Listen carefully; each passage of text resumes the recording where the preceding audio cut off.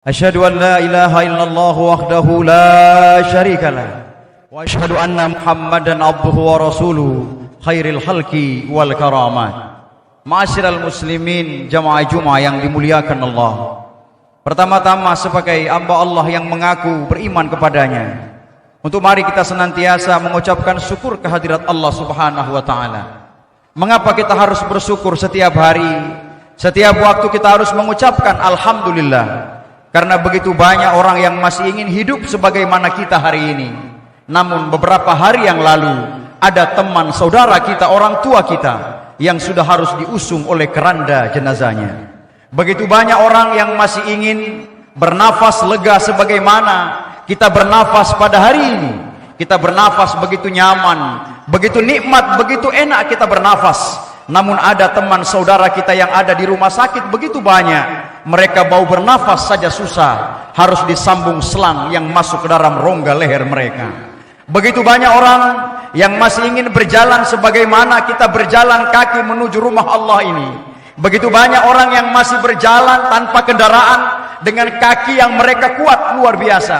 Namun begitu banyak teman saudara kita yang mau berjalan saja susah, harus didorong oleh kursi rodanya. Sehingga kita yang pada hari ini masih dalam sehat walafiat, masih di dalam Allah berikan nikmat, maka teruslah kita bersyukur. Karena Allah Subhanahu wa taala berfirman, la in syakartum la azidannakum wa la in kafartum inna azabi lasyadid. Syukuri nikmat yang aku berikan wahai manusia. Ketika kalian bersyukur maka Allah akan nambah, Allah akan kasih lagi, Allah akan berikan kepada kalian. Tapi ketika kalian kufur, tidak bersyukur atas segala nikmatku, maka ketahuilah kata Allah, azabku amatlah pedih.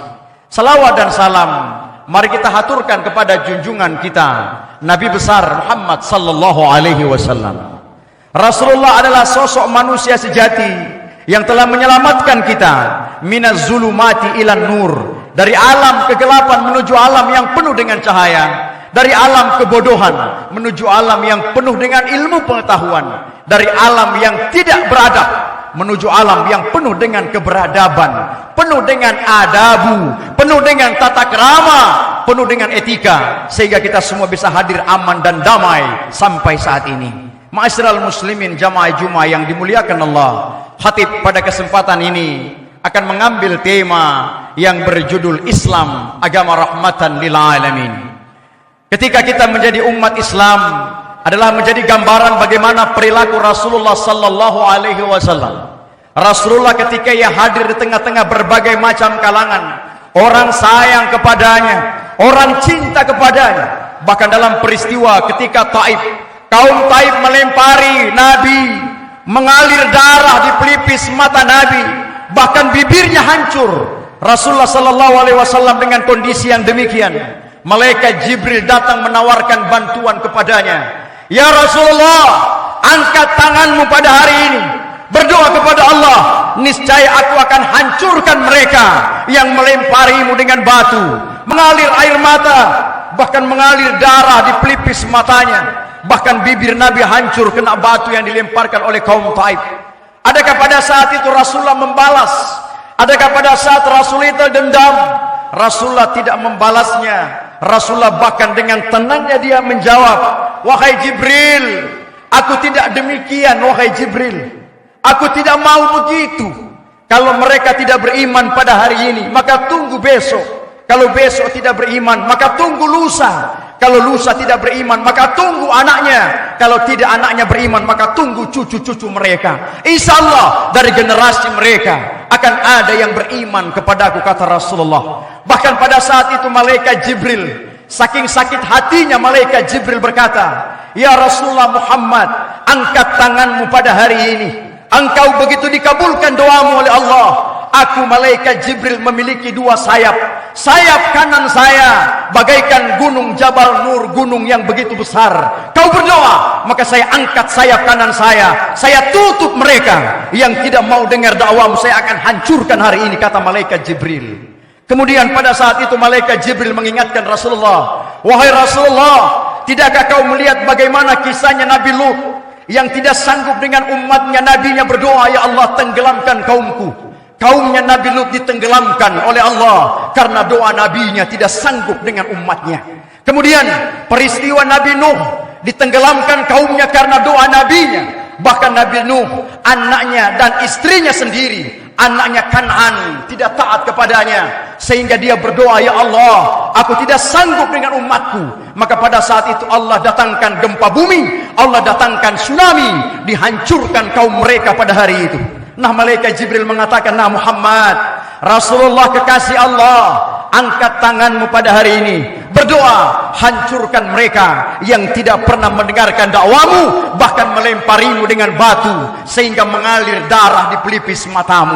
Apa jawab Rasulullah? Wahai Jibril, aku tidak begitu. Aku simpan doaku untuk umatku di yaumil mahsyar nanti. Aku Rasulullah diutus ke permukaan dunia ini, bukan perusak, bukan menghancurkan, bukan, tapi aku diutus Allah ke permukaan dunia ini. Innama buistu liutammima makarimal akhlaqa. Aku diutus Allah ke permukaan dunia adalah untuk memperbaiki akhlak manusia. Sehingga itulah kita di dalam berkehidupan ini adalah bagaimana kita disempurnakan pribadi kita. Kita mencontohi perilaku Rasulullah sallallahu alaihi wasallam. Pada hari ini adalah hari Jumat yang kita kenal di dalam istilah Quran, di dalam istilah kita juga sebagai Islam, bahwa kita dianjurkan pada hari ini untuk bergegas menuju Allah, menuju melaksanakan salat mengingat Allah. Ya ayyuhalladzina amanu idza nudiya lis-salati miyaumil jum'ati fas'au ila dzikrillah wa zarul bai'a dzalikum khairul lakum in kuntum ta'lamun. Hai orang-orang yang beriman, ketika telah diserukan, dikumandangkan panggilan untuk menunaikan salat pada hari Jumat, maka bergegaslah berlari kalian untuk memenuhi panggilan Allah. Sesungguhnya itu lebih baik bagi kalian orang-orang yang mengetahui. Apapun pekerjaan kita, apakah kita sebagai aparat TNI dan Polri, sebagai pegawai negeri sipil, sebagai nelayan, sebagai penjaga masjid, sebagai abang bentor, dan lain-lain sebagainya, ketika panggilan azan hari Jumat berkumandang, maka fas'au, tinggalkan semua pekerjaan kalian, berlarilah kalian untuk menuju rumah Allah, untuk melaksanakan sholat Jumat secara berjamaah. Karena manusia dipanggil hanya 3 kali saja. Panggilan yang pertama adalah panggilan azan, tunaikanlah. Panggilan yang kedua adalah panggilan haji, ketika kalian mampu tunaikanlah. Panggilan yang ketiga adalah inna lillahi wa inna ilaihi raji'un.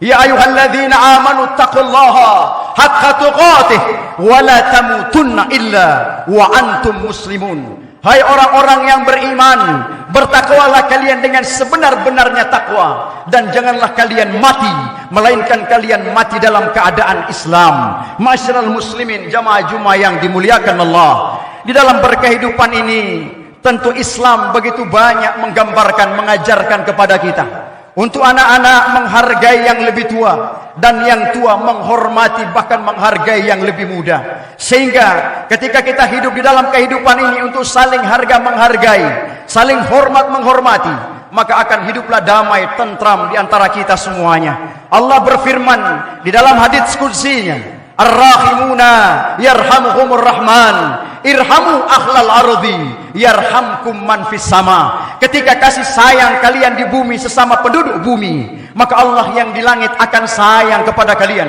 akan turunlah rahmah kepada kita bersama. Alangkah berbahagianya kehidupan kita jikalau yang berkuasa menyayangi yang lemah lalu melindunginya, sementara orang yang alim memberikan ilmunya kepada orang-orang yang awam, sementara orang kaya memberikan bantuan kepada orang-orang yang susah, maka akan terciptalah rahmat di dalam kehidupan ini. Tapi jikalau sebaliknya, yang berkuasa malah menindas orang yang lemah, sementara orang yang alim malah membodoh-bodohi orang yang sudah bodoh, sementara orang kaya malah memperkaya dirinya menyantap orang-orang miskin, bukan lagi rahmat yang turun, melainkan azab akan menimpa kita secara keseluruhan. Ketika kita hidup di tengah berbagai macam perbedaan, di kalangan kita ada yang berbedaan suku, ada yang berbeda budaya, bahkan berbeda bangsa. Bahkan Allah subhanahu wa ta'ala berfirman, Ya ayuhan nas, inna khalaqnakum min zakari wa unza wa ja'alnakum syu'uban wa qabaila lita'arafu. Telah aku ciptakan kalian bersuku-suku, berbangsa-bangsa. Untuk apa Allah ciptakan kita? Lita'arafu, untuk saling mengenal antara satu golongan dengan golongan yang lainnya. InsyaAllah dengan khutbah kami pada hari ini akan menambah wawasan bagi kita semua agar kita menjadi Islam. Agama Islam ini adalah agama rahmatan lil alamin, sehingga kita menjadi insan-insan yang terus istiqamah di jalannya. Jaga keteduhan hati, jaga lisan, jaga perbuatan kita agar kita hidup di mana-mana orang lain akan senantiasa merasa aman, tenang dan tentram. Hari Jumat juga sering dikatakan dalam istilah Islam disebutkan dengan Sayyidil Ayyam, adalah raja atau nenek moyang atau penghulu dari segala hari. Umat Nasrani mengambil keistimewaan hari mereka Yaumul Ahad atau hari Minggu. Umat Yahudi mengambil keistimewaan Yaumus Sabti atau hari Sabtu. Kita umat Islam mengambil keistimewaan Yaumul Jum'ah. Ketika diriwayatkan dalam hadis lain, barang siapa yang melaksanakan sholat Jumat pada hari Jumat, maka dihapuskan dosanya meskipun sebanyak butiran putih ombak menghampas di lautan. Kemudian barang siapa yang duduk mendengarkan khatib naik di atas mimbar, dia mendengarkan khutbah pertama dan sampai selesainya, maka dicatat namanya dan diberikan pahala baginya, dan malaikat duduk bersamanya dan menyaksikan khatib yang naik di atas mimbar. Barang siapa yang datang di awal waktu yang pertama, maka pahala yang mereka dapatkan sama sebagaimana orang berkorban dengan 1 ekor unta. InsyaAllah kita semua yang datang di awal waktu ini akan mendapatkan pahala sebagaimana mereka yang berkorban dengan 1 ekor unta. Amin. Kemudian barang siapa yang datang di waktu yang kedua, pahala yang mereka dapatkan sama sebagaimana orang berkorban dengan 1 ekor sapi.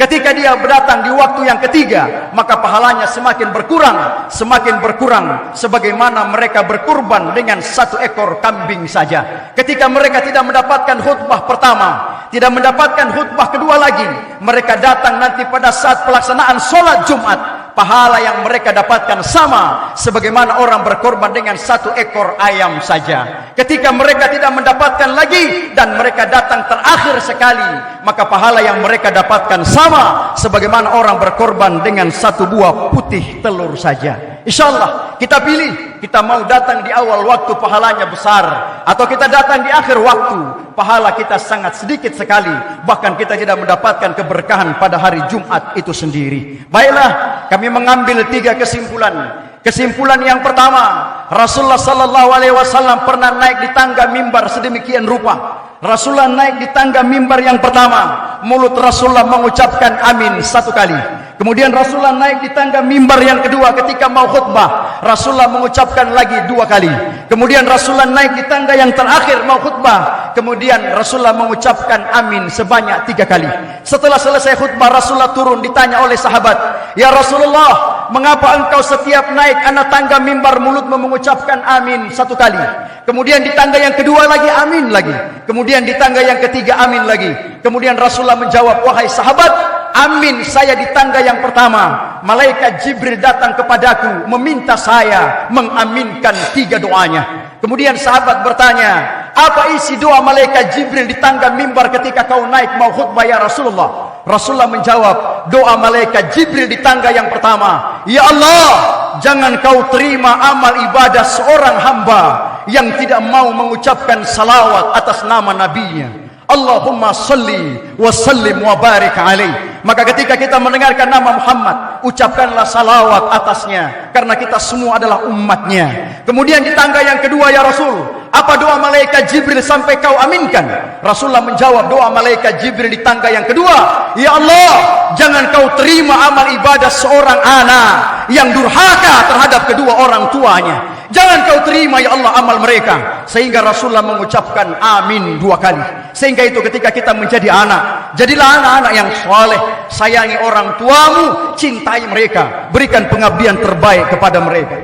Kemudian di tangga yang ketiga, doa malaikat Jibril, "Ya Rasulullah, jangan kau terima amal ibadah seorang hamba ketika dia bertemu Ramadan dia beriman, ketika hilang Ramadan hilang juga keimanan mereka. Dia iman ketika Ramadan tidak ada, tidak juga beriman. Rajin sholat pada saat Ramadan, tidak ada Ramadan tidak juga sholat." Sehingga itulah malaikat Jibril yang berdoa, Rasulullah mengaminkan, maka doa itu tentu diijabah oleh Allah Subhanahu wa taala. Semoga kita akan dijauhkan daripada doa malaikat Jibril ini yang diaminkan oleh Rasulullah sallallahu alaihi wasallam. Kemudian yang kedua, mari ketika kita sehat katakan sehat, ketika kita kuat katakan kuat. Jangan kita balik-balik keadaan ini. Ketika kita dustai, maka ingat Allah menegur kita 31 kali diulangi di dalam surah Ar-Rahman. Fabi ayyi ala rabbikuma tukazziban. Nikmat Tuhan yang manakah yang kalian dustakan? Barakallahu li wa lakum fil Qur'anil azim. Wa nafa'ani wa iyyakum bima fihi minal ayati wa zikril hakim. Wa taqabbala minna wa minkum tilawatahu. Innahu huwas samiul alim. Aqulu qawli hadza wastaghfiruhu innahu huwal ghafurur rahim.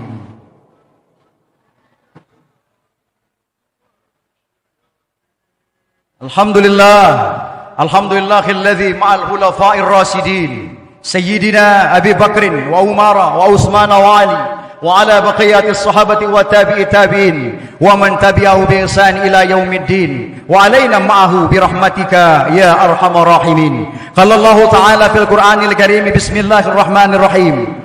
Innallaha wa malaikatahu yusalluna 'alan nabi يا أيها الذين آمنوا صلوا عليه وسلموا تسليما اللهم صل وسلم وبارك عليه اللهم صل وسلم على سيدنا محمد في الأولين والآخرين اللهم بلدتنا في إندونيسيا خصوصا في Gorontalo بلدة آمنة مطمئنة يأتيها رزقها راضا من كل مكان اللهم لا تدع لنا ذنبا إلا غفرته ولا هما إلا فرجته ولا دينا إلا قضيته ولا حاجة من هواء الدنيا والآخرة يا أرحم الراحمين اللهم اغفر للمسلمين والمسلمات والمؤمنين والمؤمنات الأحياء منهم والأموات إنك سميع قريب مجيب الدعوات يا قاضي الحاجات ربنا افتح بيننا وبين قومنا بالحق وأنت خير الفاتحين عباد الله إن الله يأمركم بالعدل والإحسان وإيتاء ذي القربى وينهى عن الفحشاء والمنكر والبغي يعظكم لعلكم تذكرون فاذكروا الله العظيم يذكركم واسألوه من فضله يأتيكم ولا ذكر الله أكبر. قم الصلاة. الله أكبر الله أكبر أشهد أن لا إله إلا الله أشهد أن محمد رسول الله هيا على الصلاة هيا على الفلاح قد قامت الصلاة قد قامت الصلاة الله أكبر لا إله إلا الله لا إله إلا الله محمد رسول الله صلى الله عليه وسلم سووا صفوفكم فإن تصفية الصفوف ومن إقامة الصلاة. Luruskan saf dan rapatkan. Allah. Bismillahirrahmanirrahim. Alhamdulillahi Rabbil Alamin. Ar-Rahmanir-Rahim. Maliki Yawmiddin. Iyyaka na'budu wa iyyaka nasta'in. Ihdinas siratal mustaqim. Siratal ladzina an'amta 'alaihim ghairil maghdubi 'alaihim waladdallin.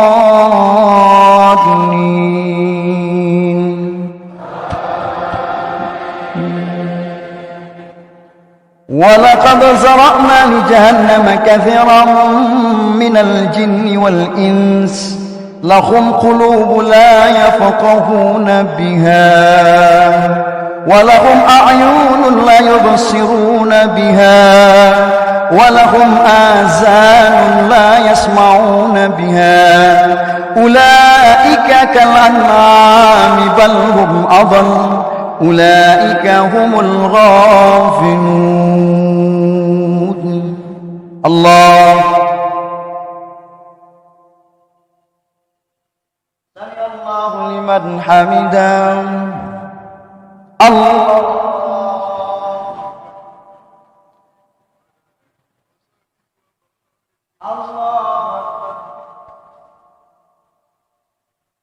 Allah.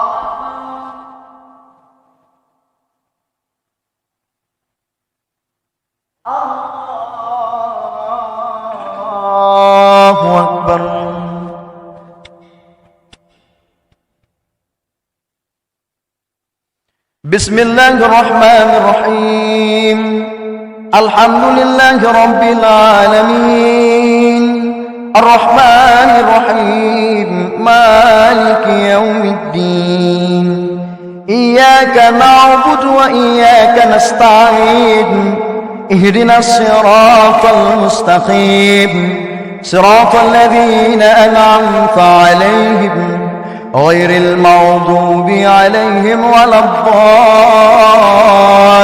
الضالين آمين وابتغي فيما آتاك الله الدار الآخرة ولا تنس نصيبك من الدنيا وأحسن كما أحسن الله إليك ولا تبغ الفساد في الأرض إن الله لا يحب المفسدين الله سمع الله لمن حمده الله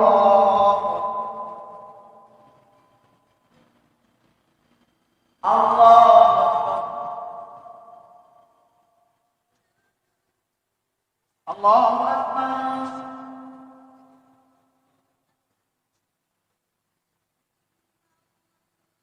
الله